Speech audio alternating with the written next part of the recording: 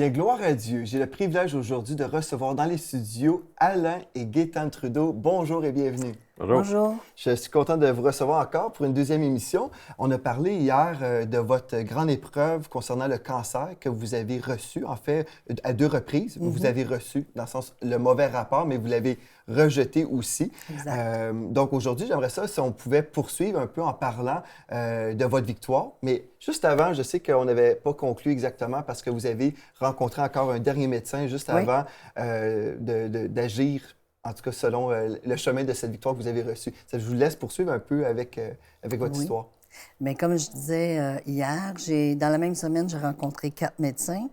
Et l'avant-dernier, le troisième médecin qui me disait bon, tu n'as pas le choix, peut-être que tu en as partout. Et il me disait, j'ai dit, si je prends pas la chimio, qu'est-ce qui arrive? Il me dit, écoute, tu vas mourir dans d'atroces souffrances. Très encourageant encore. Et à chaque fois qu'on revenait à la maison, on était comme démolis. Et quelqu'un m'avait donné le nom d'un médecin au privé. C'est le dernier médecin que j'ai rencontré, d'ailleurs. Alors, le vendredi, j'avais cette rencontre-là. En arrivant, ça ne m'inspirait pas trop, mais je dis, bon, on va voir ce qu'il a à dire. C'était un médecin très gentil. Il a constaté les faits. Lui, il a eu les rapports. Mais il dit, maintenant, moi, j'aimerais aller plus loin. Je vais passer tel examen. Alors, j'ai passé une série d'examens là, au grand complet. Et il me rappelle à la maison pour dire, oui, il y a une masse à l'aisselle. Mais si je t'opère présentement, ça va être un gros trou, puis tu vas perdre la mobilité de ton bras droit. Alors, étant donné que je suis droitière, je ne vais pas me permettre ça. Il me proposait plutôt il dit, moi, j'ai une rencontre une fois par semaine avec mon équipe de médecins. Je vais proposer ton cas et on va voir ce qu'on va nous proposer. Alors, il me dit, on évite l'opération pour tout de suite, on la remet à plus tard, mais j'aimerais je sais que tu ne veux pas de chimio. Je te propose l'hormonothérapie, qui est une pilule que tu prends une fois par jour, qui évite les hormones, dans le fond, de se reproduire trop vite. Alors, il me propose aussi un protocole. Ce protocole-là, j'ai rencontré les gens là, qui s'occupaient de ça. Ça a à peu près 25 pages. C'est comme un contrat que tu signes. C'est un médicament qui n'a pas été approuvé par Santé Canada. Dans le fond, tu es comme un testeur de médicaments. Et ça l'emmenait beaucoup de problématiques. Ça veut dire que tu ne sors pas du pays. Ça prend une permission spéciale parce que tu sors avec un médicament qui n'est pas autorisé, approuvé. Ouais. Ça demandait des examens aux 15 jours et des gros examens aux 15 jours. Par contre, tous les frais d'examen, de tout ce que tu fais passer, le kilométrage que tu avais à faire était tout payé. C'était alléchant d'un côté, mais j'avais vu quand même des effets secondaires qui n'étaient pas trop souriants. J'ai dit, je vais prendre la fin de semaine pour y penser et je vous reviens là-dessus. Et à chaque fois que j'y pensais, là, j'avais comme une angoisse. Là. Je me sentais angoissée. Alors, j'en ai parlé avec mon conjoint qui me dit, vas-y selon ton cœur. Alors, le lundi, j'ai rappelé et j'ai refusé le protocole. J'ai dit, on va y aller avec le traditionnel. C'était une petite pilule d'hormonothérapie qui avait le but de faire diminuer la masse en vue d'une chirurgie qui serait peut-être moins catastrophique que ce qu'on me proposait au début. J'avoue, une petite pilule, c'est plus intéressant qu'une grande Par chirurgie, contre, c'est certain. c'est ça. Mais je ne suis pas tellement pilule parce que je sais toujours qu'il y a les effets secondaires. Il y a les effets secondaires à ça. Et quand je passais les examens, c'est sûr et certain, tu es toujours dans une petite machine coincée. Là, et j'ai commencé à développer comme... Une phobie?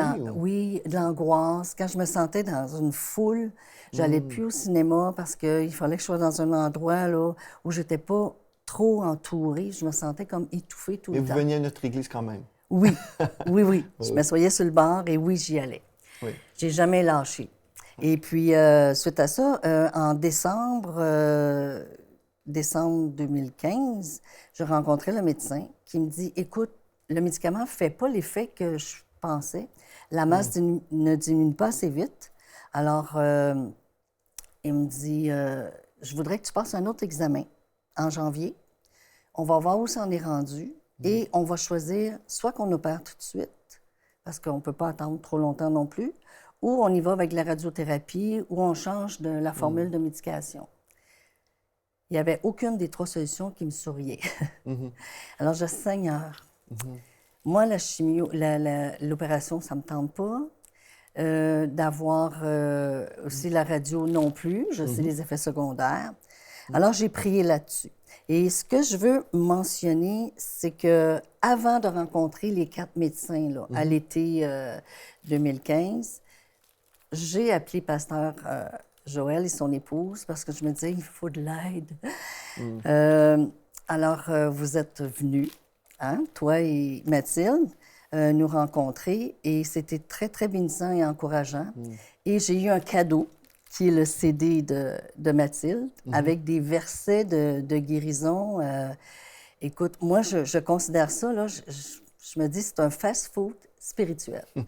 Ouais. C'est déjà C'est tout vrai prêt. qu'on parle de fast-food, on parle de malbouffe, mais dans ce cas-là, c'est une C'est nourriture de la- rapide, mais une oui, bonne bouffe. de la Une bonne bonne nourriture, bouffe, ouais. de la bonne. Ouais. Et là, ce CD-là, écoute, on l'a entendu maintes et maintes fois. Quand on venait de Montréal, c'était ça qui était dans notre lecteur CD.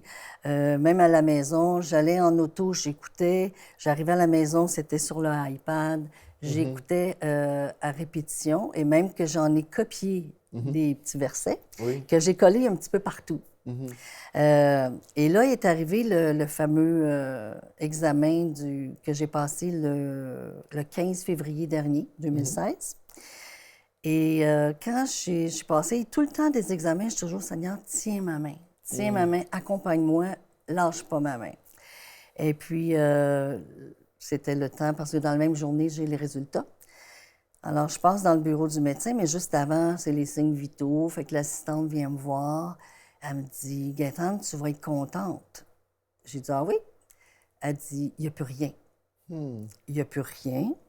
J'ai dit, est-ce que tu veux me dire qu'une personne qui est en santé et qui passe le même examen que j'ai passé va avoir le même résultat? Elle me dit, oui, exactement. Elle dit, là, le médecin est en train de parler au radiologiste pour voir s'il n'y a pas eu erreur. OK. Parce que les médecins, des fois, soupçonnent des erreurs. Hein? Ben, Quand tu sais, c'est avec aussi positif. Alors, puis il savait, le médecin, j'avais dit, j'ai dit, tout le temps que j'ai vu le médecin, ce médecin-là, je lui disais, écoute, moi, je crois au miracle. Puis j'essaie de bien manger, puis tout ça. Il dit, tu fais bien. Et quand j'ai passé dans son bureau, il dit, Gaëtane, il n'y a plus rien. Là, il y avait ses écrans devant lui, les examens du mois d'août 2015 et les récents. Il me dit, regarde, sur celui-là, on voit la masse avec des petits tentacules, des petites membranes autour. Puis là, il n'y a plus rien sur les autres écrans. Fait qu'il me dit, passe l'autre côté, je vais te faire une échographie. Alors, il fait l'échographie. Puis j'ai dit, vous cherchez si le radiologiste s'est trompé? Il dit, oui, c'est ça. Alors, il me dit, non, il n'y a plus rien. Puis il dit, même qu'il reste un petit ganglion qui est en train de se désintégrer. Et Mathilde, dans son CD, à la fin, elle ordonne au cancer de se désintégrer. Et ce mot-là m'est revenu. Alors, j'ai dit, la parole a eu son effet. Amen. Et là, le médecin, en revenant dans son bureau, il me dit, bien, peut-être que des fois, ça s'est logé ailleurs. Je te fais passer une prise de sang complète et tout. Ce que j'ai passé, et 2 semaines plus tard, j'ai eu les résultats. Tout est parfait. Gloire à Dieu. Tout est parfait. Il n'y en a pas ailleurs et tout ça. Et suite à cette guérison-là, l'ennemi veut revenir à la charge. Hein? Puis de temps en temps, tu as un petit élancement. Puis il me dit, tu n'es peut-être pas tout à fait guéri. Là. Puis là, je dis non.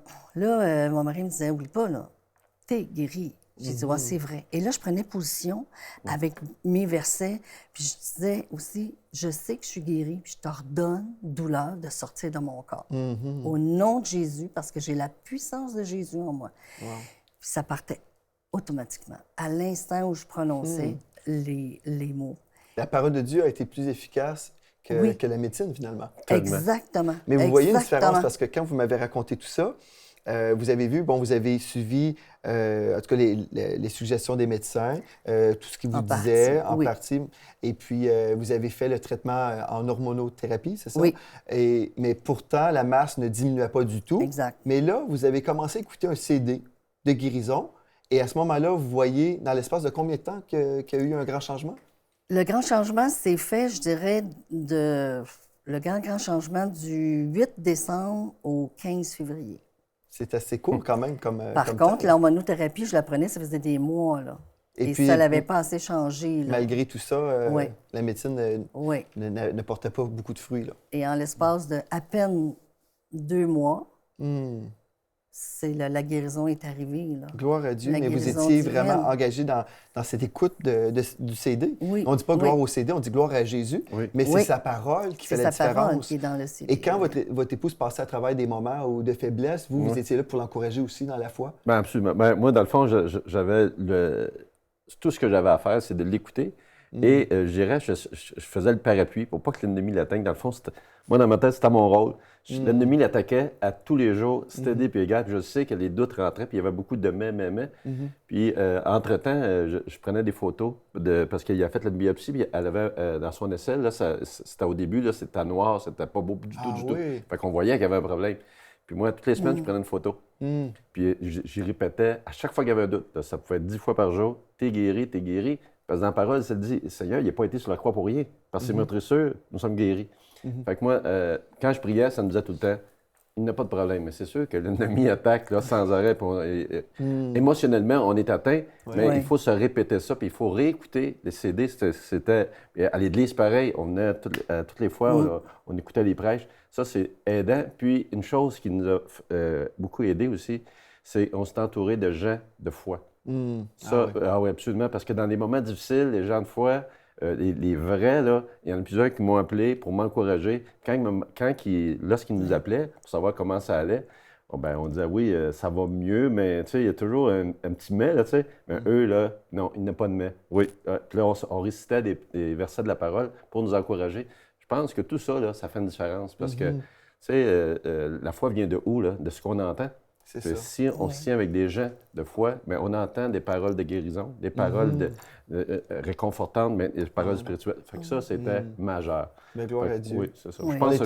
On était contents d'être là avec vous pour vous rencontrer. Là.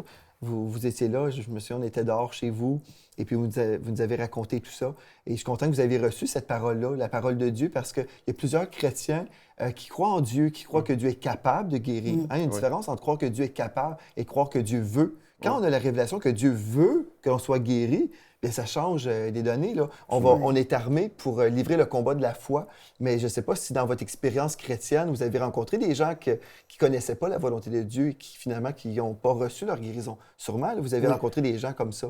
Oui. Moi, je peux dire, écoute, je ne veux pas dénigrer aucune église, mais il y a des églises, on dirait que la croissance, c'est pas là où, dans le fond, il y a des doutes. Parce que depuis que je suis à l'Église de la Victoire, là, c'est vraiment la victoire qui est enseignée. Ailleurs, ils disent souvent, Dieu, il peut permettre une maladie pour cheminer. Mais ça, c'est pas acceptable parce que sinon, il n'y aura pas eu de guérison. Sinon, on aurait dit, mais Dieu permet ça. Dans le fond, s'il permet ça, pourquoi prier pour la guérison? Il permet ça. Et comment se lutter, comment se battre, là, plutôt? Oui, c'est ça, exactement. Fait qu'on a plutôt, à l'Église de la Victoire, je trouve qu'ils nous ont enseigné comment se battre pour avoir la victoire. On va avoir une guérison. Hein? La maladie, ça vient du mal. C'est ça. Mais c'est ça. Dans le fond, on prie pour une guérison et pendant que tu es malade, surtout si c'est une récidive, je me disais, Seigneur, pourquoi tu permets ça? Tu m'as guéri, puis pourquoi ça revient? Hein? Tu as toujours un questionnement, tu es humain. Et puis, ça me disait, je t'ai rien enlevé. Tu t'es fait voler. Ah, voilà, une grande différence. Une grande différence. Ben oui, alors, quand j'ai entendu ça, j'ai dit, oh, wow! Et je suis tombée sur un petit verset, parce que ça, c'est mon petit coffre au trésor, au verset. On s'imagine que c'est un livre, mais c'est pas un livre, c'est mon petit coffre au trésor. Et à un moment donné, je suis tombée sur 3 Jean 1-2. Bien-aimé, je souhaite que tu prospères à tout égard et sois en bonne santé, comme prospère l'état de ton âme. Il veut, Dieu qui est tout-puissant, il veut qu'on soit en santé. Il ne veut pas qu'on soit malade. Il veut qu'on soit heureux. Il veut qu'on soit en santé. Alors, la maladie, ça ne vient pas de lui. C'est ça. Ça vient du mal. Parce que ça le dit maladie, mal. Et le mal, il veut qu'on reste là-dedans. Alors, il essaie de nous étouffer là-dedans. Mais je pense que d'avoir la foi, et comme j'ai déjà dit, qu'on n'y croit pas, la puissance de Dieu et ses bienfaits, ils sont là. Oui. Et c'est comme un trésor, un grand, grand trésor. Et ce trésor-là, ça prend une clé pour l'ouvrir. Et cette clé-là s'appelle la foi. Et partout, dans les choses que je lisais, Jésus disait, « Ayez foi en Dieu.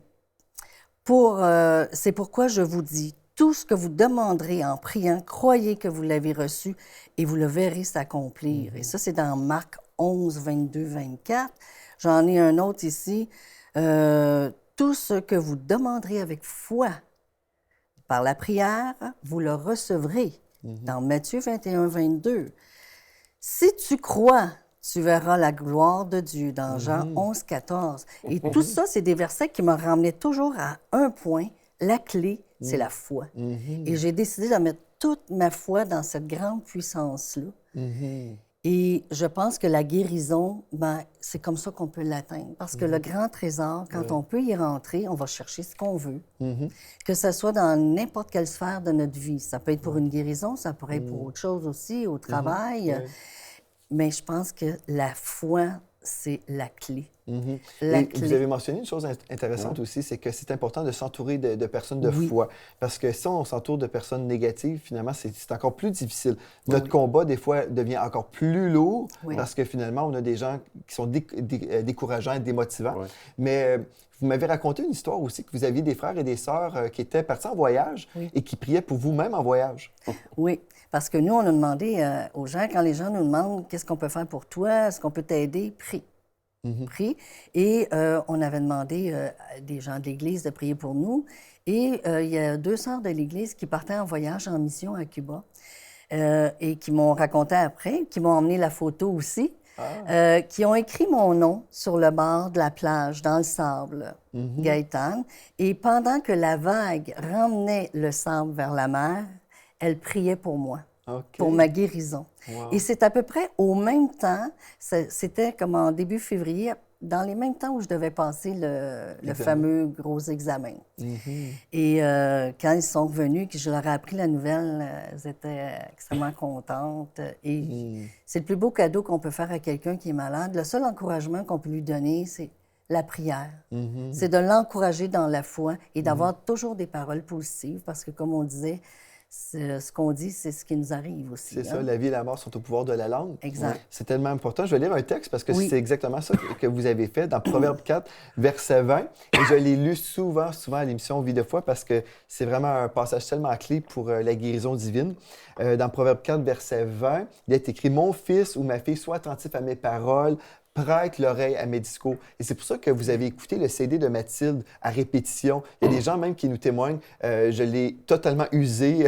On va en acheter d'autres parce qu'on peut l'acheter aussi, mais on l'offre gratuitement sur le site enseigne-moi.com. Prête l'oreille à mes discours. Donc, la parole de Dieu doit entrer dans nos oreilles. Qu'il ne s'éloigne pas de tes yeux, garde-les dans le fond de ton cœur. Donc, vous faites prendre, comme vous avez fait, ça, c'est une très bonne chose. Mon épouse Mathilde faisait ça aussi quand elle était dans le combat de la foi. Elle imprimait des petites cartes de versets et puis partout dans la maison, on avait des versets comme ça.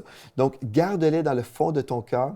C'est la vie pour ceux qui les trouvent, comme pour vous, au lieu de trouver la mort. C'est ça que le diable voulait. Il voulait vous voler de votre vie, vous égorger, vous détruire. Vous avez trouvé la vie pour ceux qui les trouvent. Donc, vous avez trouvé la parole. C'est la santé pour tout leur corps. Donc, vous avez reçu la santé de Dieu. N'est-ce pas merveilleux? Garde ton cœur plus que toute autre chose, car de lui viennent les sources de la vie. Donc, ce que nous croyons dans notre cœur détermine si nous allons vivre ou non. Si on croit dans le fond de notre cœur que Dieu veut que l'on soit malade, que Dieu permet ça, finalement, notre cœur a été atteint. Mais si on peut vraiment avoir un cœur peu, puis ici, on ne parle pas d'un cœur rempli de péché, mais vraiment un cœur qui n'a pas été séduit, mais vraiment, on reçoit dans notre cœur les promesses de Dieu.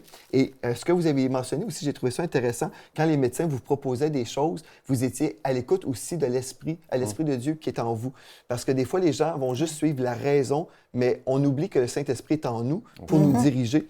Et il y a un texte important dans Ésaïe 55 et le verset 12, il est écrit « Oui, vous sortirez avec joie et vous serez conduits en paix. » Parce que vous étiez à l'écoute de l'absence de la paix aussi. Parce que des fois, le médecin peut dire « Tu dois faire ceci », mais finalement, si dans votre cœur, vous savez « la paix est absente, là. Je ne ressens pas la paix de Dieu. » Donc, c'est important d'être conscient aussi. Et on n'est pas contre la médecine, aucunement. Vous pouvez aller voir vos médecins, que Dieu les bénisse. Je connais un pasteur au Texas qui disait, c'était assez drôle, j'ai trouvé ça comique, il disait, allez voir uniquement des médecins qui sont nés de nouveau et baptisés du Saint-Esprit. J'ai dit, wow, au Québec, c'est assez difficile. Mais bref, aux États-Unis, pour eux, c'était vraiment les critères qu'ils donnaient aux gens de son Église. Allez voir juste des pasteurs nés de nouveau, remplis du Saint-Esprit, parce qu'ils disaient, c'est tellement important d'avoir un médecin qui est à l'écoute de Dieu pour votre cas. Bon, ici, au Québec, on a sûrement des médecins chrétiens, mais en grande partie, ce n'est pas toujours le cas. Donc, on doit être à l'écoute de l'Esprit de Dieu, parce que l'Esprit de Dieu sait comment nous diriger dans notre guérison. Bon, vous avez emprunté le chemin médical pendant un temps. Finalement, vous n'avez pas vécu grand bénéfice. Mais en écoutant la parole de Dieu, avec la prière, avec votre foi dans la parole de Dieu, aujourd'hui, vous êtes là, vous témoignez que Jésus est encore vivant et puis vous êtes en santé aujourd'hui. Et pour ça, on dit gloire à Dieu. Et en rapport avec Proverbe 4, on a dans le même texte, dans Ésaïe 55, au verset 11, il est écrit « Ainsi en est-il de ma parole qui sort de ma bouche. » C'est Dieu qui parle ici. « Elle ne retourne point à moi sans effet, sans avoir exécuté ma volonté et accompli mes desseins. » Et c'est ça que je trouve merveilleux. Ce texte-là nous dit que cette parole va accomplir les desseins de Dieu. Elle va exécuter la volonté de Dieu. Et si nous connaissons la volonté de Dieu, nous pouvons avoir la parole de Dieu dans notre bouche et parler à notre corps comme vous avez fait. Là. Parce que l'ennemi revient des fois avec des symptômes, il vient attaquer. Et puis si on dit « Oh non, finalement, je suis malade. » Et si on lui donne nos paroles, il va dire « Ah, je l'ai eu. » Mais si on dit non, comme vous avez fait, par ces meurtrisseurs, j'ai été guéri et je commande à ce symptôme ou cette attaque au nom de Jésus, tu quittes ma vie, et voilà, on voit une différence. Absolument. Il ne faut pas avoir peur de parler. C'est ça, hein? Avec les bonnes paroles, avec notre épée, là. Puis même, souvent, Gaétane, je l'écoutais dans ses prières, puis je vous dis, des fois, elle est toute petite, hein, mais elle se choquait après l'ennemi. Fait qu'à un moment donné, prendre position, des fois, c'est pas juste des petites paroles. Non, regarde, regarde, il faut prendre position, il faut être ferme, il faut être direct, puis il ne faut pas avoir peur de choquer contre Des fois, les gens peuvent penser que je parle toute seule, là, mais je dis, tu sais, plus tu m'attaques, plus tu renforces ma foi. Attaque et tu renforces. Je pense qu'ils n'aiment pas ça. Non, c'est sûr. Parce que la Bible nous dit aussi que ce sont les violents qui s'emparent du royaume des cieux. Ça fait qu'il faut être violent en esprit. On ne parle pas comme certaines religions où ils vont être violents physiquement. Nous, on parle violent en esprit. On ne se laisse pas voler par le diable et on connaît notre héritage. Si on ne connaît pas notre héritage, on pense « Ah, ben Dieu permet », puis on devient passif, là, comme des tapis. Là, et le diable vient s'essuyer ses pieds sur nous. Mais non, on connaît notre identité en Christ. Je suis le guéri de l'Éternel et puis ça m'appartient. Donc, je vais prendre mon autorité aussi. Et Dieu m'a dit, vous allez chasser les démons en mon nom. Donc, on va le faire. On ne peut pas prier aussi, « Oh, Seigneur, s'il te plaît, chasse le démon à ma place. » Non, Dieu a dit, vous allez commander, vous allez chasser, vous guérissez les malades. Donc, c'est à nous de le faire. On prend notre autorité et ça change même la façon qu'on prie.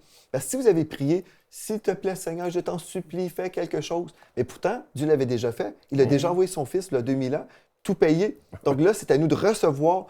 Et quand on exerce notre foi, on le déclare et voilà, on voit une victoire. Merci en tout cas d'avoir été là aujourd'hui. Merci beaucoup d'avoir témoigné. Et j'encourage les gens à la maison qui sont pris avec un problème quelconque d'aller chercher de l'aide et surtout d'aller dans le livre de recettes. Oui. Dans la parole de Dieu, avec les versets de guérison et surtout les versets de foi, parce qu'au début, je ne sais pas, je peux me permettre de dire ça, on demande, mais la deuxième fois, en allant à l'église, à un moment donné, c'est venu, écoute, cette puissance-là, elle est là. Ça a déjà été gagné à la croix. Maintenant, cette puissance-là, je vais m'en servir, chose qu'on ne fait pas des fois au début, on demande.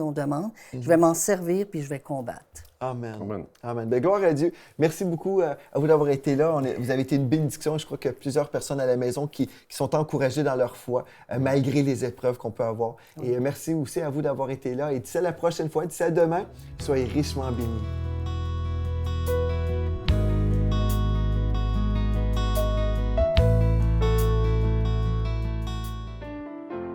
1 Jean 5, verset 4. Tout ce qui est né de Dieu triomphe du monde, et la victoire qui triomphe du monde, c'est notre foi.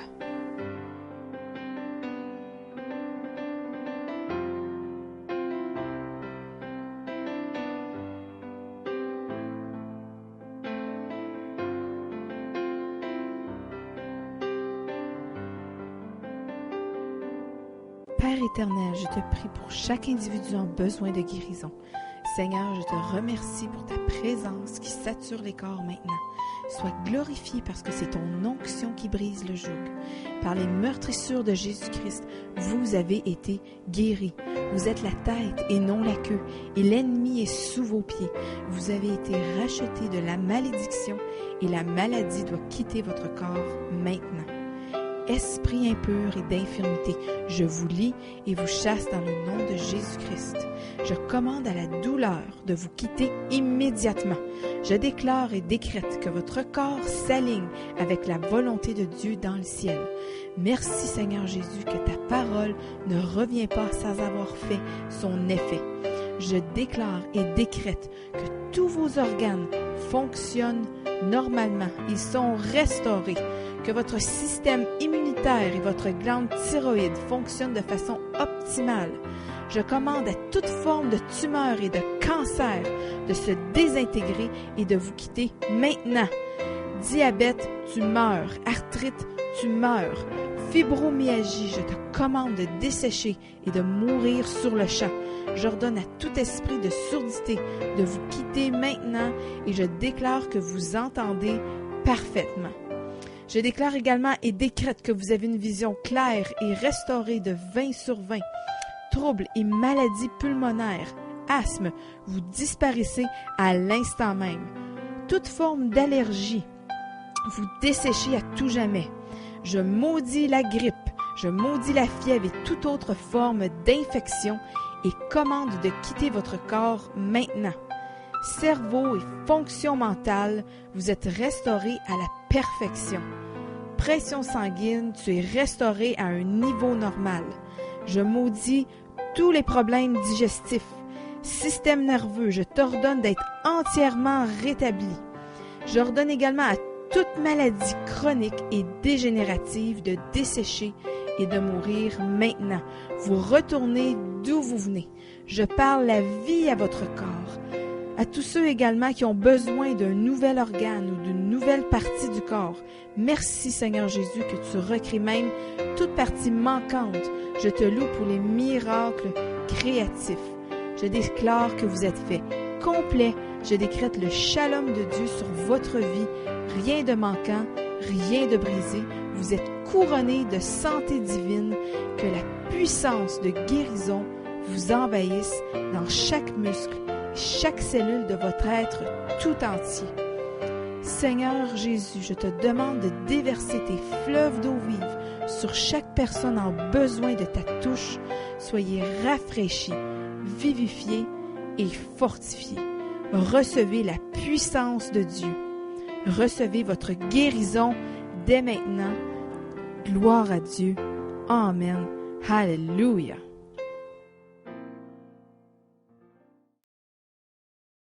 Cette émission est rendue possible grâce au précieux soutien des partenaires d'Enseigne-moi Canal International. Retrouvez tous nos programmes sur enseigne-moi.com.